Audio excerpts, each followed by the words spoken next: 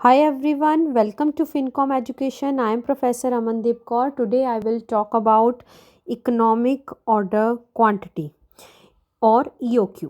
इसको reorder quantity भी बोलते हैं, लेकिन इसको इकोनॉमिक ऑर्डर क्वांटिटी क्यों बोलते हैं? क्योंकि एक ऑर्डर आप कितनी यूनिट्स का प्लेस करो जहाँ पर आपकी टोटल इन्वेंट्री कॉस्ट कम से कम आए। यही मैंने इसकी डेफिनेशन में लिखा है, इकोनॉमिक ऑर्डर क्वांटिटी और you can say optimum order quantity is that size of order where your total inventory cost that is ordering cost और कैरिंग कॉस्ट आर मिनिमाइज्ड। जब भी आप कोई यूनिट्स परचेज करते हैं तो उस यूनिट्स को परचेज करने की परचेजिंग कॉस्ट तो लगती ही लगती है, क्योंकि जैसे फॉर एग्जांपल आप 10,000 यूनिट्स का ऑर्डर प्लेस करने वाले हैं, तो 10,000 यूनिट्स को जब आप परचेज करेंगे, मान लो एक यूनिट 10 रुपीज़ में आती है, तो आपके 1,00,000 रुपीज़ उसकी परचेजिंग कॉस्ट आ जाएगी। लेकिन परचेजिंग कॉस्ट के साथ साथ 2 और कॉस्ट जो है इसमें एप्लीकेबल होती हैं। जब भी आप कोई ऑर्डर प्लेस करते हैं तो उसकी रजिस्ट्रेशन कॉस्ट लगती है, that is called bidding cost और ऑर्डरिंग कॉस्ट। जब भी आप कोई ऑर्डर प्लेस करेंगे तो उसकी रजिस्ट्रेशन कॉस्ट भी लगेगी कि आप एक ऑर्डर प्लेस करने का कितना खर्चा है। फॉर एग्जांपल अगर आप किसी कॉलेज में एडमिशन लेने जाते हैं तो आपको उसका एक रजिस्ट्रेशन फॉर्म भरना पड़ता है, तो पर स्टूडेंट रजिस्ट्रेशन फॉर्म की फ़ीस लगती है। उसी तरह से जब आप ऑर्डर प्लेस करते हो तो पर ऑर्डर बिडिंग कॉस्ट और रजिस्ट्रेशन कॉस्ट लगती है, जिसको हम ऑर्डरिंग कॉस्ट भी बोलते हैं। ऑर्डरिंग कॉस्ट और परचेज कॉस्ट के साथ साथ एक और कॉस्ट एप्लीकेबल होती है, that is called carrying cost. Carrying cost को हम storage cost, transportation cost, financial cost भी बोलते हैं। जैसे फॉर एग्जांपल आपने 10,000 यूनिट्स परचेज़ करने वाले हो, तो 10,000 यूनिट्स को परचेज़ करोगे तो सप्लायर्स से हमारे तक पहुंचने में उसकी ट्रांसपोर्टेशन कॉस्ट लगेगी। अलॉन्ग विद दैट अगर हमने 10,000 यूनिट्स को 10 रुपीज़ में परचेज़ करने वाले हैं एक यूनिट को, तो 1,00,000 रुपीज़ हमें चाहिए होंगे। अगर हमने वो लोन लिया है तो उस पर हमें इंटरेस्ट भी पे आउट करना होगा। और 10,000 यूनिट्स को आप स्टोर करोगे गोडाउन में, तो उसका रेंट, इलेक्ट्रिसिटी, तो उसकी स्टोरेज कॉस्ट भी लगेगी। That is called carrying cost. तो हमें परचेज कॉस्ट के साथ साथ ऑर्डरिंग कॉस्ट और कैरिंग कॉस्ट का भी ध्यान रखना होता है। तो एक ऑर्डर पर हम कितनी यूनिट्स का डिमांड करें कि हमारी ऑर्डरिंग कॉस्ट और कैरिंग कॉस्ट कम से कम आए, that is called economic order quantity और you can say optimum order quantity. अब जैसे फॉर एग्जांपल हमारे एनुअल जो कंजम्पशन है, हमारे बिजनेस में एनुअल डिमांड आती है, एनुअल कंजम्पशन होती है गुड्स की, फॉर एग्जांपल 1,00,000 यूनिट्स की। तो 1,00,000 एनुअल कंजम्पशन है और आप ये कहते हो आज हम इकट्ठा ही उसका ऑर्डर मंगवा लेते हैं, तो उसका क्या होगा? परचेजिंग कॉस्ट तो चलो 1,00,000 यूनिट्स की लगनी ही लगनी है, चाहे आप 10 ऑर्डर में प्लेस करो उससे, चाहे एक ऑर्डर में प्लेस करो, पूरे साल की परचेजिंग कॉस्ट तो लगेगी ही लगेगी, वही सेम रहेगी। 1,00,000 यूनिट्स को आप एक साथ मंगवा रहे हो या इस 2-3 मंथ्स के बाद गैप में मंगवा रहे हो कि साल में आपको चाहिए, तो एक यूनिट 10 रुपये में आती है, तो परचेजिंग कॉस्ट तो 1,00,000 इंटू 10,00,000 रुपीज़ परचेजिंग कॉस्ट तो लगनी ही लगनी है। बट यहाँ हम बात करेंगे इकोनॉमिक ऑर्डर क्वांटिटी में जो सबसे चीज़ ध्यान में रखी जाती है वो ऑर्डरिंग कॉस्ट और कैरिंग कॉस्ट को मिनिमाइज़ करने की बात कर रहा है। तो एक साथ अगर आप 1,00,000 यूनिट्स की डिमांड कर लेते हो तो उससे प्रॉब्लम क्या आएगी कि आपकी ऑर्डरिंग कॉस्ट तो मिनिमाइज़ हो जाएगी, क्योंकि एक ऑर्डर का ही ऑर्डरिंग कॉस्ट लगने वाली है, रजिस्ट्रेशन कॉस्ट लगने वाली है, तो ऑर्डरिंग कॉस्ट तो आपने बहुत मिनिमाइज़ कर ली।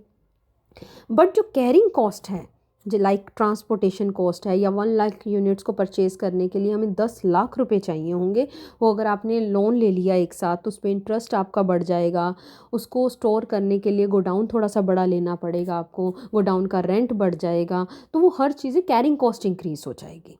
लेकिन अगर हम ये कहें कि यार मैं स्मॉल ऑर्डर मंगवाती हूँ ताकि मेरी कैरिंग कॉस्ट कम आए, अगर आप स्मॉल यूनिट्स का डिमांड करते हैं ऑर्डर पे, तो आपको नंबर ऑफ़ ऑर्डर्स ज़्यादा मंगवाने पड़ेंगे। फॉर एग्जांपल आप 10,000 यूनिट्स की डिमांड एक ऑर्डर पे कर रहे हैं और आपको साल में कितनी यूनिट्स चाहिए? 1,00,000 यूनिट्स। तो 10,000 यूनिट्स की अगर आप डिमांड करने वाले हैं तो आपको कितने ऑर्डर प्लेस करने पड़ेंगे? एनुअल कंजम्पशन है आपकी 1 लाख यूनिट की, और एक ऑर्डर पे आप 10,000 यूनिट्स की डिमांड करने वाले हो, तो आपको कितने ऑर्डर प्लेस करने पड़ेंगे? 10 ऑर्डर प्लेस करने पड़े। 10 ऑर्डर की ऑर्डरिंग कॉस्ट बढ़ जाएगी, बट कैरिंग कॉस्ट थोड़ी सी कम हो जाएगी। तो हमें इकोनॉमिक ऑर्डर क्वांटिटी में ऐसा ट्रेड ऑफ करना है बिटवीन द कैरिंग कॉस्ट और ऑर्डरिंग कॉस्ट कि दोनों ही मिनिमाइज हों। तो कितने का ऑर्डर हमें प्लेस करना होगा? The size of the order where your total inventory cost, that means ordering cost और carrying cost should be minimized। तो हमें कैरिंग कॉस्ट और ऑर्डरिंग कॉस्ट के बीच में ऐसा ट्रेड ऑफ करना पड़ेगा कि दोनों ही मिनिमाइज हो जाए। तो इकोनॉमिक ऑर्डर क्वांटिटी निकालने का क्या फॉर्मूला होता है? That is economic order quantity is 2CO divided by S under root. ये C क्या है, O क्या है और S क्या है, इस पे अब हम बात करते हैं। C का मतलब होता है एनुअल कंजम्पशन इन यूनिट्स, मतलब पूरे साल में कितनी एनुअल कंजम्पशन आपको चाहिए होगी उस यूनिट्स की। जैसे अभी हमने बात की कि एक साल में हमें 1 लाख यूनिट्स चाहिए, तो that is called annual consumption in units. अब EOQ में हम ट्रेड ऑफ किसके बीच में कर रहे हैं? ऑर्डरिंग कॉस्ट और कैरिंग कॉस्ट के बीच में। सो O is called ordering cost per order. Ordering cost per order मतलब एक ऑर्डर पे आपका कितना रजिस्ट्रेशन कॉस्ट आएगा, कितना बिडिंग कॉस्ट आएगा।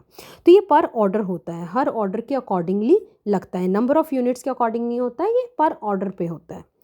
S means storage cost, carrying cost, transportation cost और फिनेंशियल कॉस्ट। कि आप एक यूनिट को अगर आप ख़रीदते हैं, और ये पर यूनिट होता है, ध्यान रखना है, ये पर यूनिट है। एक यूनिट को जब आप ख़रीदते हो तो उसको ख़रीदते टाइम आपने जो लोन लिया होगा उस पर कितना इंटरेस्ट पे आउट करना होगा, या उसको स्टोर करने का कितना खर्चा आएगा, या उसको उसकी ट्रांसपोर्टेशन कॉस्ट कितनी आएगी, तो that is called carrying cost और स्टोरेज कॉस्ट। और इसको किससे डिनोट किया हमने? एस से। आपकी बुक में ये C को R से डिनोट किया हुआ है और S को C से डिनोट किया हुआ है, तो उससे कोई प्रॉब्लम नहीं है। Formula is this 2CO divided by S। C means annual consumption, O means ordering cost per order and S means carrying cost per unit. इससे आपकी EOQ निकलेगा, दैट मीन्स वो साइज़ निकल जाएगा ऑर्डर का जिस पे आपकी ऑर्डरिंग कॉस्ट और कैरिंग कॉस्ट कम से कम होगी कि एक ऑर्डर पे आपको कितनी यूनिट्स की डिमांड करनी चाहिए। फॉर एग्ज़ाम्पल ये आ जाता है कि एक ऑर्डर पर आपको डिमांड करनी चाहिए फॉर एग्ज़ाम्पल 20,000 यूनिट्स की। ये ट्रेड ऑफ करके मान लो उसने देख लिया कि आपका EOQ आ गया 20,000 यूनिट्स का, कि एक ऑर्डर पर आप 20,000 यूनिट्स की डिमांड करोगे, तो आपको कितने नंबर ऑफ़ ऑर्डर्स प्लेस करने होंगे? Number of orders means C divided by EOQ। C means annual consumption है आपकी 1 लाख यूनिट्स की, एक साल में आपको 1 लाख यूनिट्स चाहिए, और एक ऑर्डर पे आप 20,000 यूनिट्स डिमांड कर लेते हो, तो आपको कितने ऑर्डर प्लेस करने पड़ेंगे? 1 लाख यूनिट्स पूरी अपने गोडाउन में लाने के लिए। सो 1 लाख डिवाइड बाय 20,000 करोगे तो आपको 5 ऑर्डर प्लेस करने होंगे to fulfil your annual consumption. ठीक है, ये 5 ऑर्डर आ गए।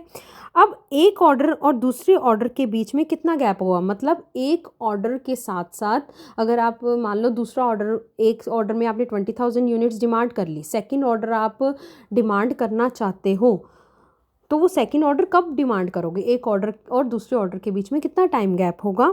तो अगर मंथ्स में निकालना चाहते हो तो 12, और अगर डेज़ में निकालना चाहते हो तो 365 को डिवाइड कर दोगे नंबर ऑफ़ ऑर्डर से। तो फॉर एग्ज़ाम्पल हम 5 मंथ्स में निकालना चाह रहे हैं, सो 12 डिवाइडेड बाय कितने ऑर्डर प्लेस करने आपने? 5। तो 12 डिवाइड बाय 5 तो कितना आ जाएगा? ये आपका आ जाएगा 6 ऑर्डर्स। 12 डिवाइडेड बाय 5 करोगे तो ये आ जाएगा 2.4 मंथ्स। 2.4 मंथ्स एक ऑर्डर और दूसरी ऑर्डर के बीच में टाइम गैप होगा। और इसी तरह से अगर आप डेज़ में निकालना चाहते हैं तो 365 को आप किससे डिवाइड कर दोगे? आपके ऑर्डर हैं 5, तो 365 डिवाइड बाय 5 करोगे तो ये आ जाएगा आपका 73 डेज़। मतलब एक ऑर्डर प्लेस करोगे तो 73 डेज़ के बाद आप नेक्स्ट ऑर्डर प्लेस कर दोगे, तो ये टाइम गैप आ जाएगा। ये तो अभी तक हमने लर्न किया कि हाउ टू कैलकुलेट EOQ और नंबर ऑफ़ ऑर्डर्स कितने प्लेस करने पड़ेंगे एनुअली, और हमें एक ऑर्डर और दूसरे ऑर्डर के बीच में क्या टाइम गैप होगा। Now in next we will learn कि how to calculate total cost of purchase of the goods, कि जब आप गुड्स को परचेज करते हो तो एनुअली कितनी टोटल कॉस्ट आती है। जब भी आप कोई गुड्स परचेज करते हो तो आपकी परचेज कॉस्ट लगेगी। जैसे मान लो आपने 1,00,000 यूनिट्स की आपकी एनुअल कंजम्पशन है, तो 1,00,000 यूनिट्स को चाहे आप 20-20 हज़ार करके परचेज कर रहे हो तो पूरे साल में तो 1,00,000 यूनिट्स ही परचेज करोगे, तो परचेज कॉस्ट तो आपकी एनुअल कंजम्पशन के अकॉर्डिंग ही लगेगी, चाहे आप 20-20 हज़ार करके परचेज़ कर लो या एक साथ 1,00,000 परचेज़ कर लो। अगर एक यूनिट 10 रुपीज़ में आती है तो 1,00,000 यूनिट्स को परचेज़ करने के लिए आपके 10 लाख रुपीज़ की परचेज़ कॉस्ट लगेगी, चाहे इंस्टॉलमेंट में और चाहे एक साथ लगेगी तो 10 लाख रुपए ही। लेकिन चेंजेस किस में आएंगे, ऑर्डरिंग कॉस्ट और कैरिंग कॉस्ट में। मान लो ऑर्डरिंग कॉस्ट का मतलब है कि एक ऑर्डर पर आपकी ऑर्डरिंग कॉस्ट थी मान लो 100 रुपीज़ की, रजिस्ट्रेशन कॉस्ट कितनी है 100 रुपीज़ पर ऑर्डर, और हम कितने ऑर्डर प्लेस कर रहे थे 5 ऑर्डर। हमने नंबर ऑफ़ ऑर्डर्स अभी सीखे हैं ना, ये रे number of orders is C divided by EOQ। तो जब आप नंबर ऑफ़ ऑर्डर्स को ऑर्डरिंग कॉस्ट पर ऑर्डर से मल्टीप्लाई करेंगे, फॉर एग्जाम्पल हमारे 5 ऑर्डर निकले थे कि साल में हमने 5 ऑर्डर प्लेस करने हैं और एक ऑर्डर पर ऑर्डरिंग कॉस्ट है 100 rupees, so 5 into 100 that is 500 rupees आपकी ऑर्डरिंग कॉस्ट आ जाएगी। लाइक दिस थर्ड कॉस्ट होती है carrying cost, storage cost, transportation cost और फाइनेंशियल कॉस्ट। मान लो एक यूनिट पर, ये पर यूनिट दी होती है, एक यूनिट की कैरिंग कॉस्ट है 2 रुपीज़, ठीक है, और EOQ मान लो हमारा निकला था 20,000 यूनिट्स की, एक ऑर्डर पे हम 20,000 यूनिट्स प्लेस करने वाले हैं, तो 20,000 इंटू अगर आप 2 rupees per unit carrying cost से मल्टीप्लाई करेंगे 40,000 रुपीज़ आता है। लेकिन क्या होता है, कैरिंग कॉस्ट का एक कंसेप्ट है कि कैरिंग कॉस्ट आपकी हाफ लगती है, मतलब 2 यूनिट पर एक कैरिंग कॉस्ट लगती है, तो जितनी कैरिंग कॉस्ट पर यूनिट दे रखी होगी वो पर यूनिट नहीं होती है, वो होती तो 2 यूनिट्स की, क्योंकि वो हाफ लगती है, तो इसलिए हम जितनी भी कैरिंग कॉस्ट लगेगी उसको डिवाइड बाय 2 कर देंगे। दैट मीन्स 40,000 आया था, डिवाइड बाय 2 किया, 20,000 रुपीज़ कैरिंग कॉस्ट होगी। सो आपकी टोटल कॉस्ट कितनी आ जाएगी, ये 10 लाख था, ये 500 था और ये 20,000 था, तो कितना आ जाएगा 10,20,500 रुपीज़ टोटल कॉस्ट आपकी आ गई। तो टोटल कॉस्ट हमने इसमें लर्न किया, हमने EOQ सीखा, नंबर ऑफ़ ऑर्डर सीखे और टाइम गैप बिटवीन 2 ऑर्डर सीखा। तो इस पे बेस्ड हम एक अभी न्यूमेरिक क्वेश्चन भी डिस्कस करेंगे in the next video. Hope you understood the concept of EOQ। अब इसके बाद मैं आपको नेक्स्ट वीडियो में इसका न्यूमेरिक क्वेश्चन भी बताऊंगी, लेकिन इस कंसेप्ट को आप अपनी नोटबुक में नोट डाउन कर लीजिएगा। Thank you, bye bye.